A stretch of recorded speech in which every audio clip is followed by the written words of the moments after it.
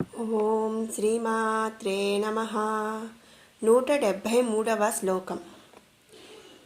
విశ్వమాతా జగద్ధాత్రీ విశాలాక్షి విరాగిణి ప్రగల్భా పరమోదారా పరమోదా మనోమయీ.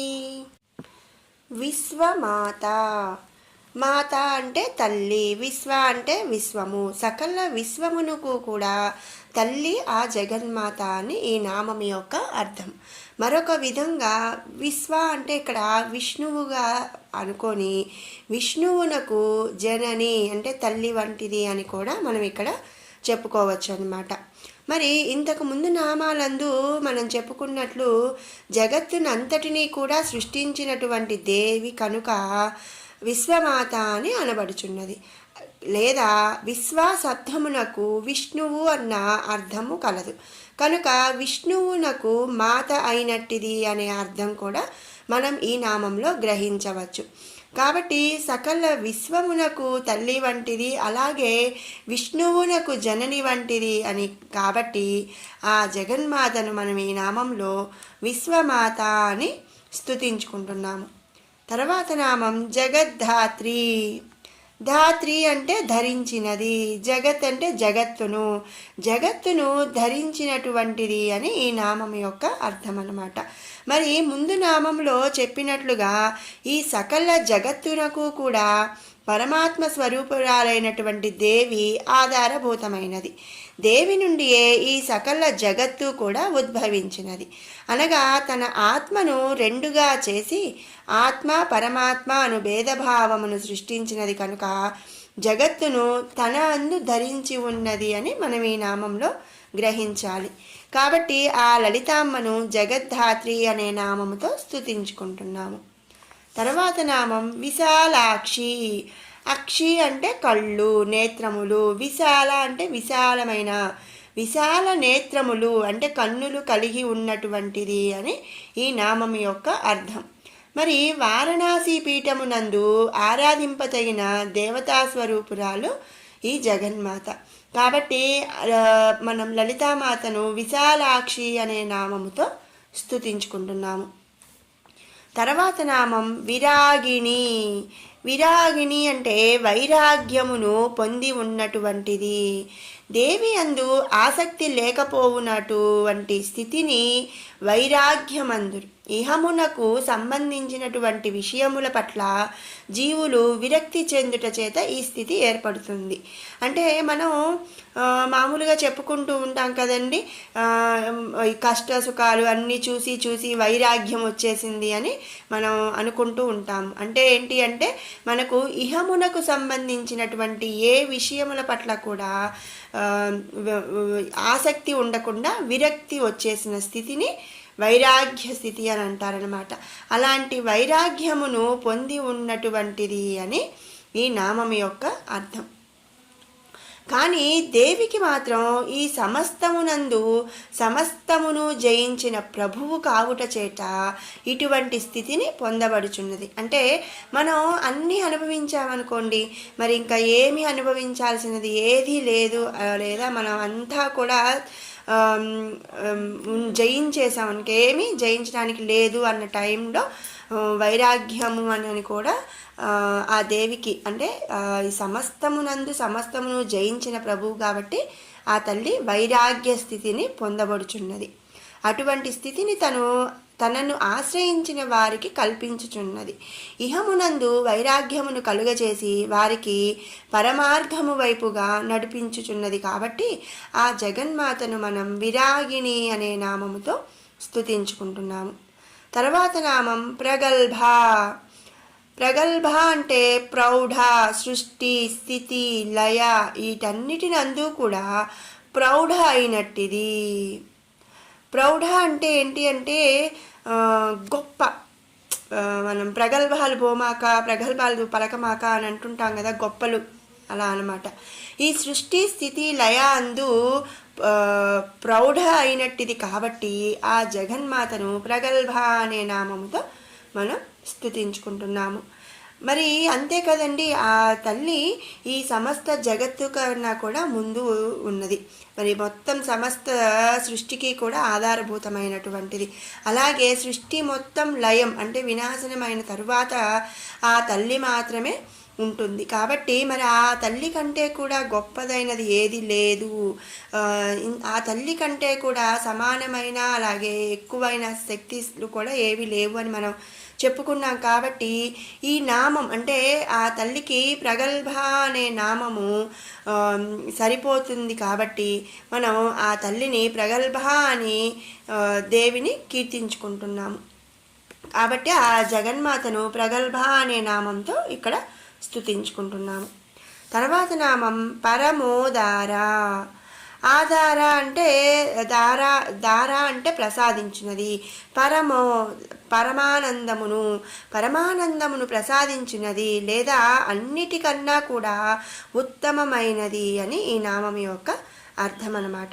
తన భక్తులకు తన శక్తి చేత ఆనందమును కలుగజేయుచున్నది లేదా ఇతర శక్తుల కంటే కూడా మిక్కిలి గొప్పదైనది ఆ జగన్మాత. మరి మనం మొదటి నుంచి కూడా మనం చెప్పుకుంటూనే ఉన్నాం కదండి, ఆ తల్లి కంటే కూడా సరి సమానమైన కానీ గొప్పదైన శక్తి అనేది ఏది లేదు.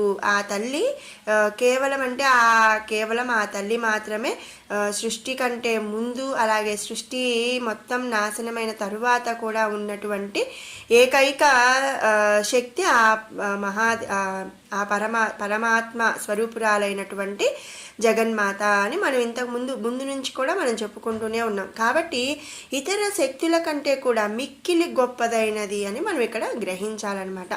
అలాగే తనను ఆశ్రయించిన భక్తులకు తన శక్తి చేత ఆనందమును కలుగచేయుచున్నది. కాబట్టి మనం ఆ జగన్మాతను పరమోదార అనే నామంతో స్తుతించుకుంటున్నాము. తర్వాత నామం పరామోదార.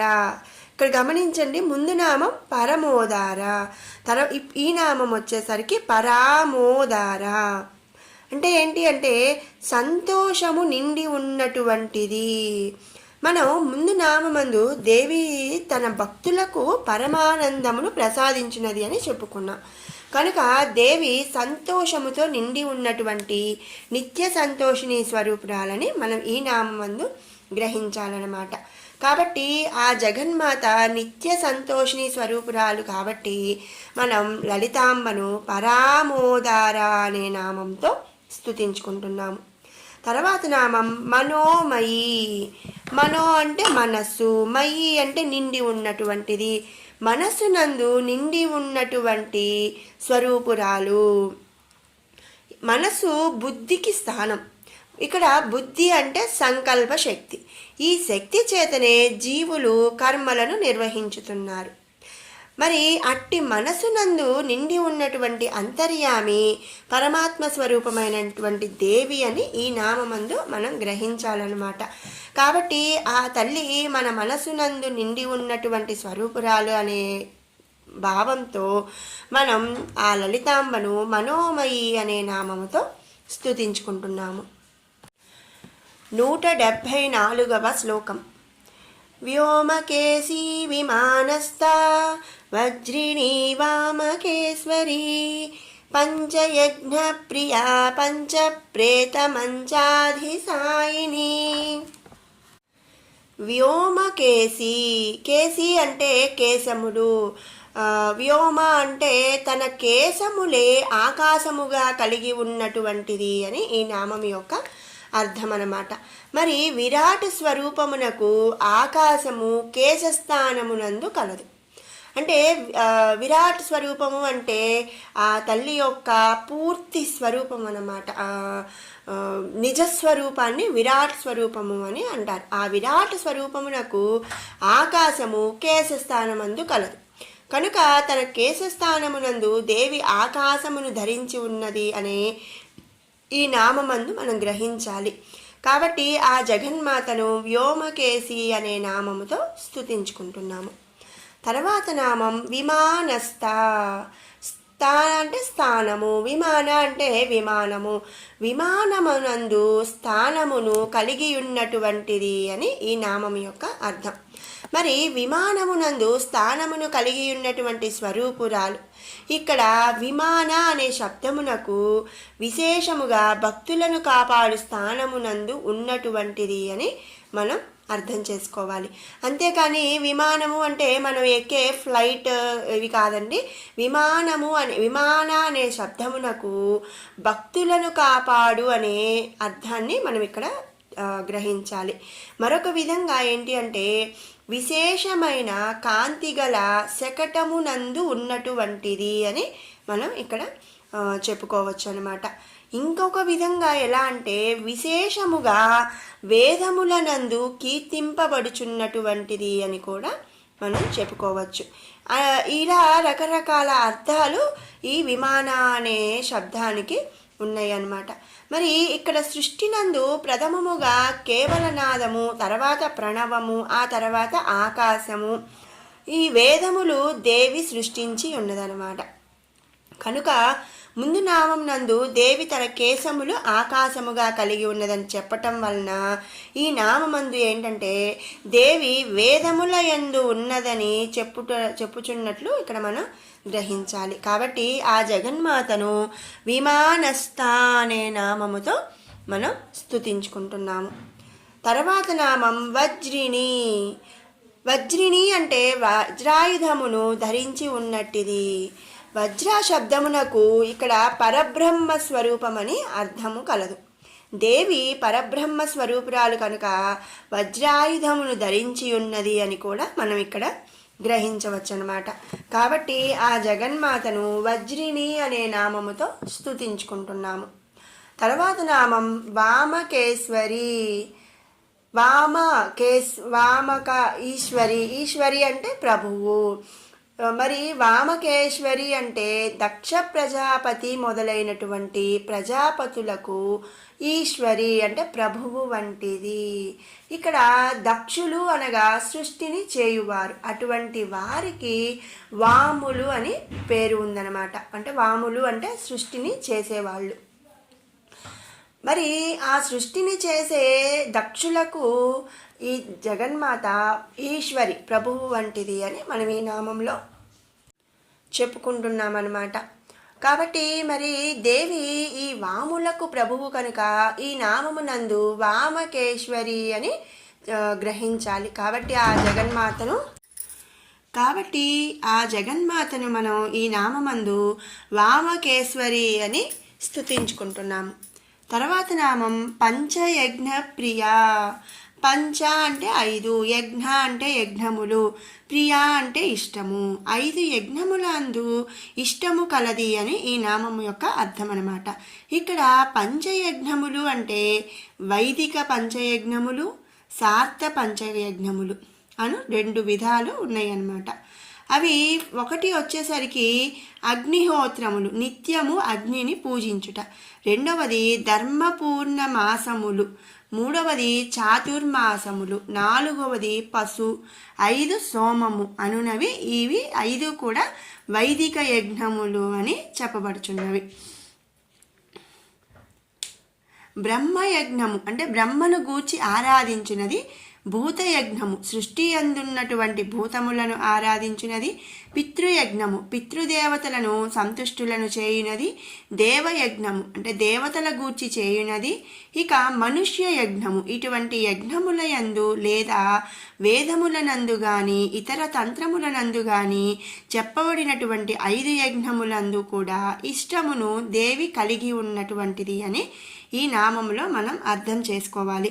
కాబట్టి వీటిని వైదిక యజ్ఞములు అలాగే సార్థ పంచయజ్ఞములు అని చెప్పుకుంటారు. మరి ఇలాంటి ఈ పంచయజ్ఞముల యందు కూడా ఇష్టము కలిగి ఉన్నది కాబట్టి మనం లలితామాతను పంచయజ్ఞ ప్రియ అనే నామముతో స్తుతించుకుంటున్నాము. తర్వాత నామం పంచప్రేత మంచాధిసాయిని. పంచప్రేతములు మంచాధిసాయిని అంటే కోళ్ళుగా తలగడగా ఉన్నటువంటి మంచము మీద శయనించున్నది. అంటే ఆ జగన్మాత యొక్క మంచానికి పంచప్రేతములు కూడా మంచము కోళ్ళుగా అలాగే తలగడగా ఉన్నాయి. అలాంటి మంచం మీద ఆ లలితామాత శయనించున్నది అని ఈ నామం యొక్క అర్థం. మరి ఇక్కడ పంచప్రేతములు అంటే బ్రహ్మ, రుద్ర, విష్ణు, ఈశ్వరుడు, శివుని యొక్క అష్టమూర్తులందు ఒక మూర్తి అగు సదాశివుడు, బ్రహ్మ, రుద్ర, విష్ణు, ఈశ్వరులు. ఈ ఐదుగురు కూడా కోళ్ళుగాను సదాశివుడు తలగడగాను ఉన్నటువంటి మంచము మీద దేవి శయనించును అని ఈ నామం యొక్క అర్థం అన్నమాట. కాబట్టి ఆ తల్లి పంచప్రేతములు కోళ్ళుగా తలగడగా ఉన్నటువంటి మంచము మీద శయనించినది కాబట్టి పంచప్రేత మంచాధిసాయిని అనే నామముతో మనం స్తుతించుకుంటున్నాము. విన్నారు కదండి 173, 174 శ్లోకాల యొక్క వివరణ. ఇప్పుడు 171 నుంచి 174 వరకు కూడా 2 సార్లు పారాయణ చేసుకుందాము.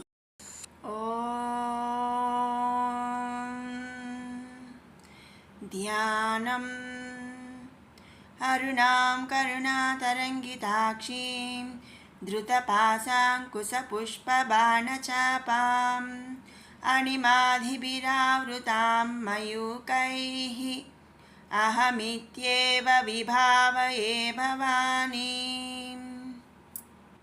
ధ్యాయేత్ పద్మాసనస్థాం వికసితవదనాం పద్మపత్రాయతాక్షీం హేమాభాం పీతవస్త్రాం కరకలితలసద్ధేమ పద్మాం వరాంగీం సర్వాలంకారయుక్తాం సకలమభయదాం భక్తనమ్రాం భవానీం శ్రీవిద్యాం శాంతమూర్తిం సకలసురనుతాం సర్వసంపత్ప్రదాత్రీం సకుంకుమవిలేపనామళికచుంబికస్తూరికాం సమందహసితేక్షణాం ససరచాపపాశాంకుశాం అశేషజనమోహినీ మరుణమాల్యభూషోజ్వలాం.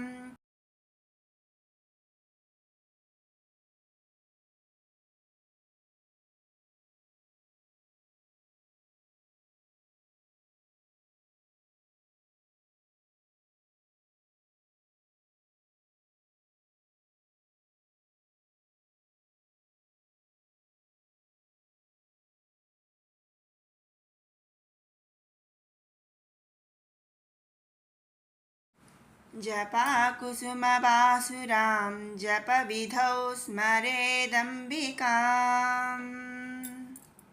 దక్షిణా దక్షిణారాధ్యా ధరస్మేరముఖాంబుజా కౌళినీ కేవలానర్ఘ్యా కైవల్యపదదాయిని